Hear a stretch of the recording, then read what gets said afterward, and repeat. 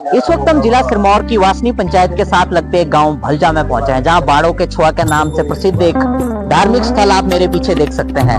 हालांकि कहानी इसकी कुछ और है, वो भी थोड़ी देर में हम जरूर आपको बताने का प्रयास करेंगे। क्या मान्यताएं यहाँ की है और किस तरह की मान्यता इस जगह की आप देख सकते हैं कि मूर्ति स्थापना यहाँ पर की जा रही है, मूर्ति बनाई जा रही है। साथ ही आप पीछे देख सकते हैं प्राचीन जलाशय भी यहाँ पर है, जहाँ से पूरे 10 से 15 गांव के लिए पानी की सप्लाई भी यहीं से जाती है। तो थोड़ा जाने की क्या प्राचीनता इस जगह की है। सर, सबसे पहले तो आपका नाम और कितनी प्राचीन ये जगह है, क्या मान्यता इस जगह की है।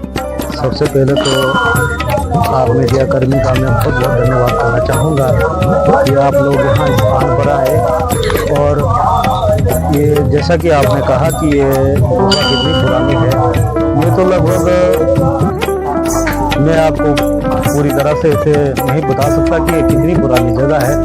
ये शायद बहुत पुरानी जगह है। इसमें हमारे कई ऋषि मुनि यहाँ आए, इन्होंने इस जगह को एक तप के लिए चुना और कई ऋषि मुनि यहाँ आते रहते थे। लेकिन लगभग 50-60 साल पहले हमारे तपस्वी आए थे यहाँ, श्री मायानाथ जी, जो कि एक अघोर पंथ से आते थे। और उनका ये जो ये आप देख रहे हैं स्थान, ये उन्हीं का स्थान था यहाँ। और उनका ये यहाँ जो ये धूना वगैरह था वो उन्हीं का ये यहाँ धूना है। हमने थोड़ा सा इसमें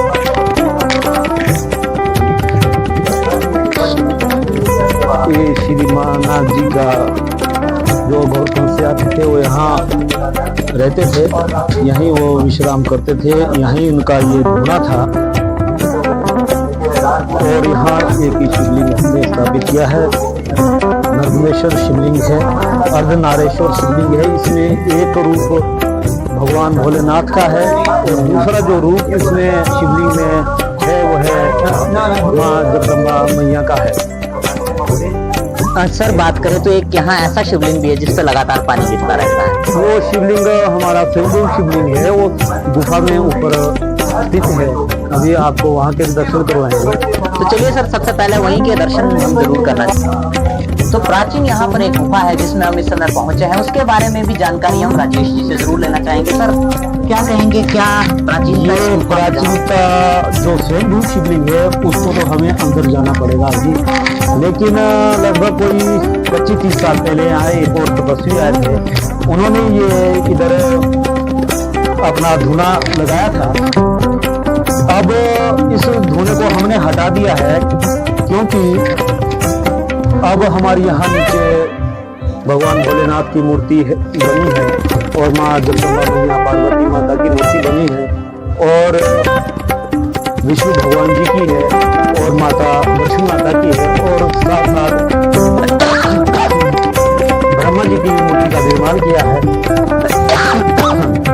इसीलिए हम यहाँ से ये धूना हटा रहे हैं ताकि कोई यहाँ बैठना हम उचित नहीं समझते। तो सर, हम जरूर अब शिवलिंग की ओर जाना चाहेंगे। नाम आपने तो के अंदर जाकर जो हम उस शिवलिंग के भी दर्शन आपको जरूर करवाना चाहेंगे। तमाम दर्शन स्वयंभू शिवलिंग के बारे में आपको सबको मैं थोड़ी जानकारी देना चाहूँगा कि जो स्वयंभू शिवलिंग होते हैं इसकी पूजा का बहुत विशेष महत्व होता है। इसकी जो पूजा है, अर्चना जो भी मनुष्य करता है उस बहुत ज्यादा मात्रा में उसे मिलता है। इसलिए स्वयंभू शिवलिंग की भी बहुत महत्ता है। और नीचे जो शिवलिंग हमने स्थापित किया है, मैं आपको बताना चाहूँगा, ये जो शिवलिंग है ये नर्मदेश्वर शिवलिंग है। और साथ ही साथ उस शिवलिंग की एक खासियत है, नर्मदेश्वर शिवलिंग होने के साथ साथ जो कि नर्मदा नदी में पाए जाते हैं, उसमें एक रूप माँ जगदम्बा मैया का है और एक रूप उसमें भगवान भोले शंकर का है। वो उस शिवलिंग को अर्धनारेश्वर शिवलिंग कहते हैं। उसमें आप जैसे दूसरे शिवलिंग होते हैं, उसमें ये इस शिवलिंग की ये खासियत है कि इसमें दोनों का वास है। इसमें माँ जगदम्बा मैया पार्वती मैया का भी है और इसमें भोले शंकर का भी है। अब आपको कि अभी हमारी एक भी मूर्ति अभी तैयार नहीं है, अभी इसमें बहुत सारी डेकोरेशन बाकी है, अभी डमरू बाकी है, अभी जो भी फिनिशिंग है हमारी मूर्तियों की अभी तक हमारी तैयार नहीं है। और दूसरा ये जो पत्थर देख रहे हैं आप, ये सारा कुछ ये डेकोरेट होगा। और यहाँ ऊपर एक ये जूम करेंगे, हाँ ये पत्थर नुमा है। यहाँ हम सोच रहे हैं कि हाँ एक शेर का हम इसे नक्शा देंगे। तो सर अगर बात करें तो आने वाले समय में एक धार्मिक स्थल के रूप में धार्मिक स्थल ऐसा है कि ये अपने आप में, यहाँ हमारे दिल्ली से एक JNK से ब्लॉगर आए थे, उन्होंने भी इस जगह को काफी अप्रिशिएट किया है।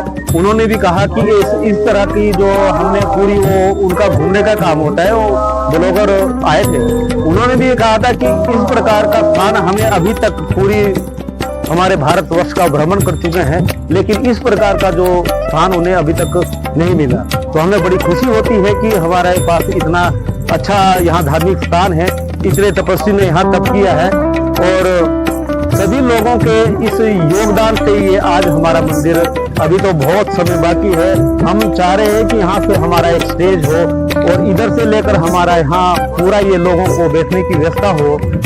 अभी ये थोड़ा नहीं बना है, शायद कुछ तकनीकी खराबी के कारण अभी वहाँ लाइट अभी मौजूद नहीं है। और एक कुटिया नुमा हमने ऊपर बनाई है, क्योंकि हमारे पास यहाँ कोई भी सामान वगैरह या जो भी हमारा कुछ यहाँ रहता है उसे रखने की हमें आवश्यकता थी।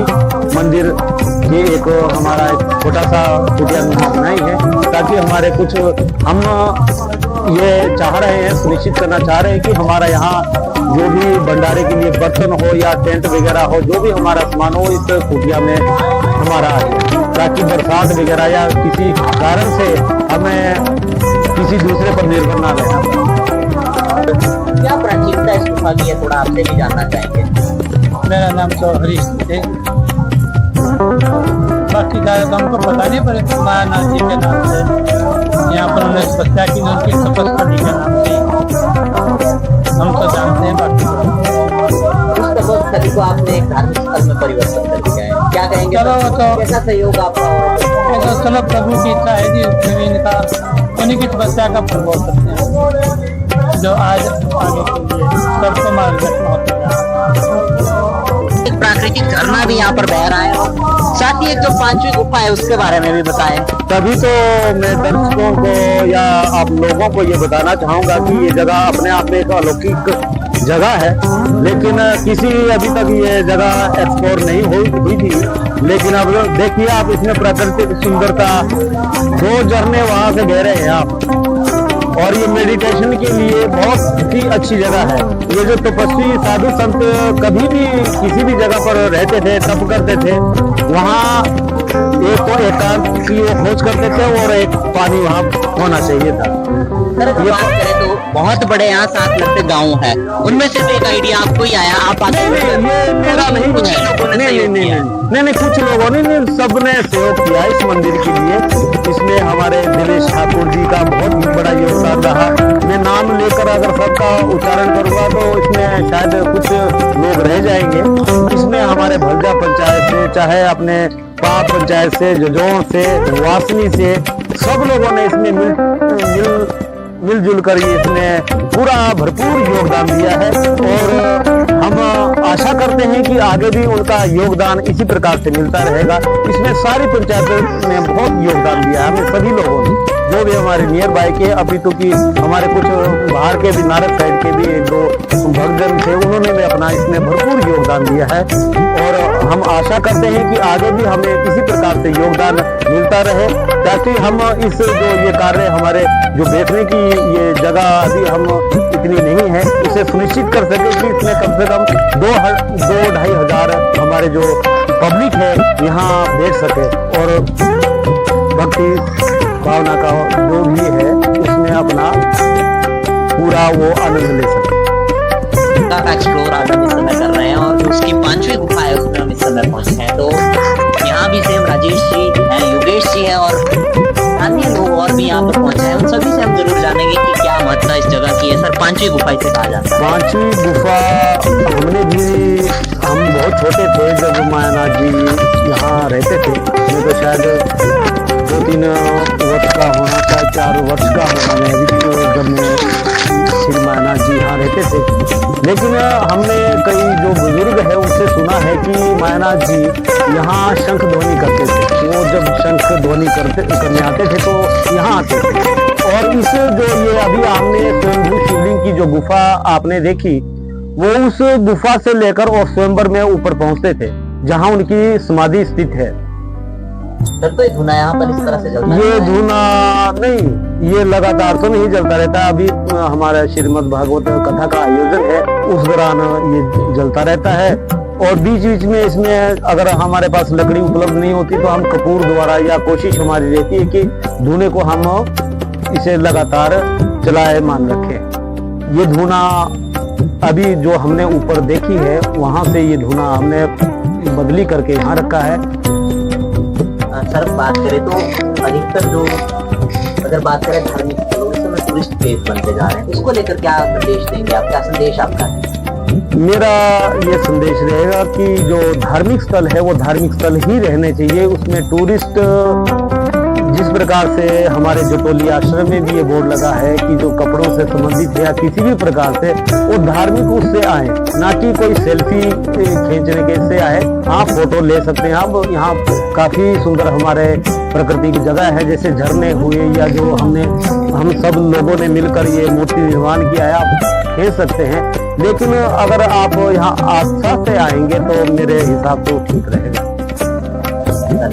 धार्मिक स्थल बनता जा रहा है। आप सभी का सबसे पहले तो धन्यवाद, जितने भी यहाँ पर मीडिया पर भाई लोग आए हैं। और इसमें मीडिया का सबसे बड़ा मुख्य रोल होता है कि इस जगह के बारे में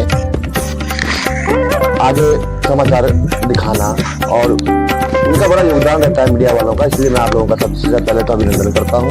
और रही बात आज जैसा आपने प्रश्न किया कि इस जगह के बारे में, ये जगह तो हमारे कम से कम 500 साल पुराना या उससे भी हजारों साल पुरानी जगह है। ये धीरे धीरे यहाँ पर इसका निर्माण हुआ, और हमारे जैसे कि राजेश शर्मा जी हैं साथ बैठे हुए हैं, इनका यहाँ पर बहुत ही ज़्यादा योगदान रहा।